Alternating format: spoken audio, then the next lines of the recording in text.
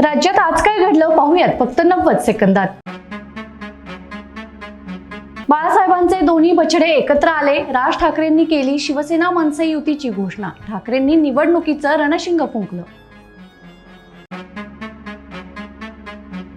उद्धव ठाकरे आणि राज ठाकरे यांच्या एकत्र येण्याने फार काहीतरी घडेल असा कुणाचा समज असेल तर तो बाळबोध आहे। ठाकरे बंधूंच्या युतीवर देवेंद्र फडणवीसांची प्रतिक्रिया।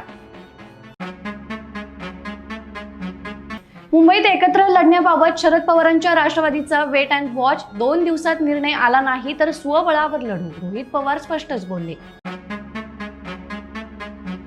आता आमचं ठरलंय कोल्हापूर कसं तुम्ही म्हणशीला तसं। सतेज पाटलांकडून हलगी तापवायला सुरुवात। प्रचारात 100 कोटींचे रस्तेच केंद्रस्थानी राहण्याची चिन्हे।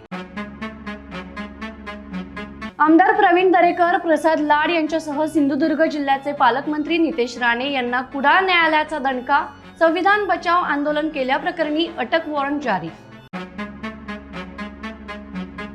सुप्रिया सुळे प्रशांत जगतापांच्या नाराजीवर स्पष्टच बोलल्या। म्हणाल्या, नाराजी घरी चालते पण समाजात काम करताना अशी नाराजी चालत नाही।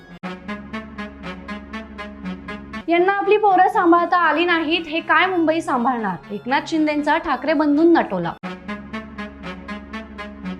आणि अशाच ताज्या घडामोडींसाठी बखर लाईव्हला सबस्क्राईब जरूर करा।